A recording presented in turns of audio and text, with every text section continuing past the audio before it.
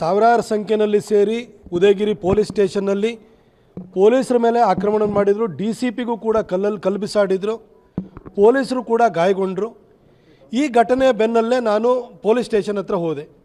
ಕೊನೆಗೆ ನಮ್ಮ ವಿರೋಧ ಪಕ್ಷದ ನಾಯಕರಾಗಿರುವಂಥ ಆರ್ ಅಶೋಕಣ್ಣವರಿಗೆ ಮಾತಾಡಿ ಪೊಲೀಸರಿಗೆ ಆತ್ಮಸ್ಥೈರ್ಯವನ್ನು ತುಂಬೋ ಕೆಲಸವನ್ನು ನಾವು ಮಾಡಬೇಕು ಅಂತ ಹೇಳಿ ಕೊನೆಗೆ ಅಶೋಕಣ್ಣವರು ಬೆಂಗಳೂರಿಂದ ಬಂದು ಸ್ಟೇಷನಿಗೆ ಭೇಟಿ ಕೊಟ್ಟು ನೀವು ಕಮ್ಮಿ ಸಂಖ್ಯೆಯಲ್ಲಿದ್ದರೂ ಕೂಡ ಸಾವಿರಾರು ಜನ ಪುಂಡ್ರನ್ನ ನೀವು ಕಂಟ್ರೋಲ್ ಮಾಡಿದ್ದೀರಿ ಅಂತ ಹೇಳಿ ಅವರಿಗೆ ಮೆಚ್ಚುಗೆ ಮಾತನಾಡಿ ಪೊಲೀಸರಿಗೆ ನೀವು ಧೈರ್ಯದಿಂದ ಯಾರ್ಯಾರು ಇದರಲ್ಲಿ ಈ ಘಟನೆಯಲ್ಲಿ ಭಾಗಿಯಾಗಿದ್ದಾರೆ ಅವ್ರನ್ನೆಲ್ಲ ನೀವು ಪತ್ತೆ ಹಚ್ಚಿ ಅವ್ರನ್ನ ಅರೆಸ್ಟ್ ಮಾಡಿ ಅವ್ರನ್ನ ಕಾನೂನಿನ ಕುಣಿಕೆಗೆ ಅವ್ರನ್ನ ಸಿಲುಕಿಸಬೇಕು ಅಂತ ಹೇಳಿ ಧೈರ್ಯದ ಮಾತನಾಡಿದರು. ನಾನು ಕೂಡ ಜೊತೆಗೆ ಹೋಗಿದ್ದೆ. ಅದೇ ಸಂದರ್ಭದಲ್ಲಿ ಮೀಡಿಯಾ ಉದ್ದೇಶನೂ ಕೂಡ ನಾನು ಮಾತಾಡಿದ್ದೆ. ಆದರೆ ನನ್ನ ಮೇಲೆ FIR ಹಾಕಾಗ್ತಿದ್ದಾರೆ. ಈಗ ಸಿದ್ದರಾಮಯ್ಯನವರು ಸರ್ಕಾರ ಬಂದಾದಮೇಲೆ ಅವರ ಚುನಾವಣೆ ಸಂದರ್ಭದಲ್ಲಿ ವರುಣದಲ್ಲಿ 2 ಕೇಸ್ ಹಾಕಿದ್ರು, 2 FIR ಮಾಡಿದರು. ಶಿಗ್ಗಾವಿನಲ್ಲಿ ಒಂದು FIR ಮಾಡಿದರು. ಆನಂತರ ದಾವಣಗೆರೆಯಲ್ಲಿ FIR ಮಾಡಿದರು. ಶಹಾಪುರದಲ್ಲಿ FIR ಮಾಡಿದರು. ಬೆಂಗಳೂರಿನಲ್ಲಿ ಪುನೀತ್ ಕೆರಳೆ ವಿಚಾರದಲ್ಲಿ ಬಸವೇಶ್ವರ ನಗರದಲ್ಲಿ ಒಂದು FIR ಮಾಡಿದ್ದಾರೆ, ಹಾಗೂ ಮಾಗಡಿನಲ್ಲಿ ಒಂದು FIR ಮಾಡಿದ್ರು. ಈಗ ಉದಯಗಿರಿ ಸ್ಟೇಷನಲ್ಲಿ FIR ಮಾಡಿದ್ದಾರೆ. ಹೀಗೆ ಸಾಲಾಗಿ ನನ್ನನ್ನೇನು FIR ಮಾಡಿ ನನ್ನನ್ನೇನು ಆತ್ಮಸ್ಥೈರ್ಯವನ್ನು ಕುಗ್ಗಿಸಬೇಕು, ಮನೆಯಿಂದ ಹೊರಗಡೆ ಬರಬಾರ್ದು ಅಂತೇಳಿ ಹೇಳ್ಬಿಟ್ಟು ಉದ್ದೇಶದಿಂದ ಮಾಡ್ತಾಯಿದ್ದಾರೆ ಅಂತ ಅನಿಸ್ತಿದೆ. ಆಯಿತು, ನಾನು ಏನು ಪ್ರೊವೊಕೇಟಿವ್ ಸ್ಪೀಚ್ ಕೊಟ್ಟಿದ್ದೀನಿ? ಯಾರನ್ನ ಪ್ರಚೋದಿಸಿದ್ದೀನಿ?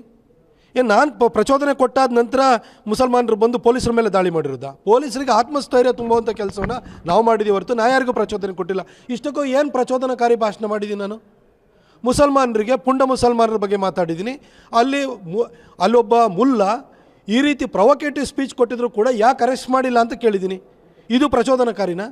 ಅಥವಾ ಮುಸಲ್ಮಾನರು ಪುರ್ಸೊತ್ತಿಲ್ಲದರೆ ಮಕ್ಕಳು ಹುಟ್ಟಿಸ್ತಾರೆ ಅಂತ ಹೇಳಿದ್ದೀನಿ, ಇದು ಪ್ರಚೋದನಕಾರಿನ? ನಿಮ್ಮ ಸಂಖ್ಯೆಯನ್ನು ನೋಡಿ ಗೊತ್ತಾಗಲ್ವಾ? ಪುರ್ಸೊತ್ತಿಲ್ಲದೆ ಮಕ್ಕಳು ಹುಟ್ಟಿಸ್ತಾ ಇದ್ರೆ ಇಲ್ವಾ ಅಂತ ಹೇಳ್ಬಿಟ್ಟು ಇಡೀ ದೇಶಕ್ಕೆ ಗೊತ್ತಿಲ್ವಾ? ಇದನ್ನು ನಾನು ಹೇಳಿದ್ದೀನಿ, ಸತ್ಯನೇ ಹೇಳಿದ್ದೀನಿ. ನಿಮ್ಮ ಮನೆಯಲ್ಲಿ ಒಂದೇ ಮಕ್ಕಳಿರೋರು, 2 ಮಕ್ಕಳಿರೋರು ಎಷ್ಟು ಜನ ಇದ್ದೀರಿ ಹೇಳ್ರಿ ನೋಡೋಣ. ನಿಜ ಹೇಳಿದಕ್ಕೆ ನಿಮಗೆ ತಿಕ್ಕ ಉರಿದೋಯ್ತಾ? ನಿಮ್ಮ ಸಮಾಜದಲ್ಲಿರುವಂತಹ ಸೆಲೆಬ್ರಿಟೀಸ್ನ ತಗೊಳ್ಳಿ. ಶಾರುಖ್ ಖಾನಿಗೂ 3 ಮಕ್ಕಳಿದ್ದಾವೆ, ಸೈಫ್ ಅಲಿ ಖಾನಿಗೆ 4 ಮಕ್ಕಳಿದ್ದಾವೆ. ನಿಮ್ಮ ಸೆಲೆಬ್ರಿಟೀಸೇ ಕಂಟ್ರೋಲ್ ಇಲ್ಲದೆ ಮಕ್ಕಳು ಹುಟ್ಟಿಸ್ತಾರೆ. ಇನ್ನು ನಿಮ್ಮ ಬಗ್ಗೆ ಅದನ್ನೇ ಹೇಳಿದೆ, ಜನೋತ್ಪಾದನೆಯಲ್ಲಿ ತೊಡಗಿದಿರಿ ನೀವು. ಆಯಿತು, ನಿಮಗೆಲ್ಲ ದೇವ್ರು ಕೊಟ್ಟ ದೇವರೇ ನೋಡ್ಕೊಳ್ಳಿ. ಹಂಗಾದ್ರೆ ಸರ್ಕಾರ ಯಾಕೆ ನೋಡ್ಕೊಳ್ಬೇಕು? ಸರ್ಕಾರ ಯಾಕೆ ನಿಮಗೆ ಪುಕ್ಕಟೆ ಕೊಡಬೇಕು? ಟ್ಯಾಕ್ಸ್ ಪೇಯರ್ಸು ಹಿಂದೂಗಳು, ಮೆಜಾರಿಟಿ ಟ್ಯಾಕ್ಸ್ ಪೇಯರ್ಸು ಹಿಂದೂಗಳಿದ್ದಾರೆ. ನಿಮಗೆ ಸೌಲಭ್ಯ ಎಲ್ಲ ನಿಮಗೆ ಸಿಗ್ತಾ ಇದೆ. ಮಕ್ಕಳನ್ನ ಮಾತ್ರ ನೀವು ಹುಟ್ಟಿಸ್ತೀರಿ, ದೇವ್ರು ಕೊಟ್ಟ ಅಂತ. ನಿಮ್ಗೆ ಮಕ್ಕಳನ್ನ ದೇವ್ರು ಕೊಟ್ಟ ಅಂದಮೇಲೆ ನಿಮ್ಮ ದೇವರೇ ನೋಡ್ಕೊಳ್ಬೇಕಲ್ವ ನಿಮ್ಮ ಮಕ್ಕಳನ್ನ?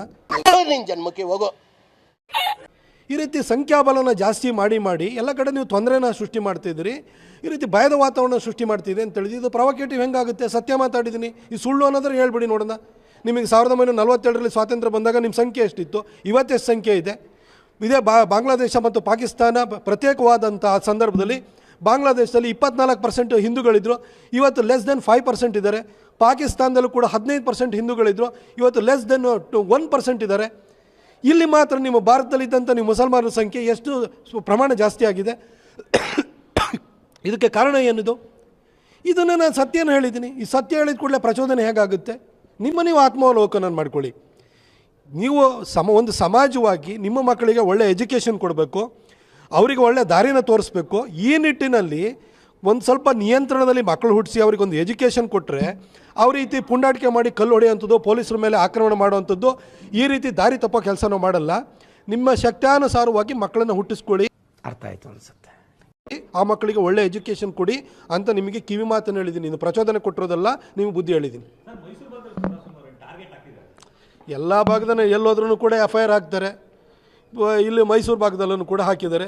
ಇಲ್ಲಿ ಯಾರು ಮೈಸೂರು ಭಾಗದಲ್ಲಿ ಸಿದ್ದರಾಮಯ್ಯನವರ ಸರ್ಕಾರದ ವಿರುದ್ಧ ಧ್ವನಿ ಎತ್ತೋ ನಾನು. ಹಾಗಾಗಿ ನನ್ನ ಧ್ವನಿಯನ್ನು ಹುಡುಗಿಸ್ಬೇಕು ಅಂತ ಹೇಳ್ಬಿಟ್ಟು ಒಂದು ವ್ಯವಸ್ಥಿತ ಪ್ರಯತ್ನ ಹಿಂದಿಂದಲೂ 10 ವರ್ಷದಿಂದಲೂ ನಡ್ಕೊಂಬರ್ತಿದೆ, ಅದೇ ಮುಂದುವರಿತಾ ಇದೆ.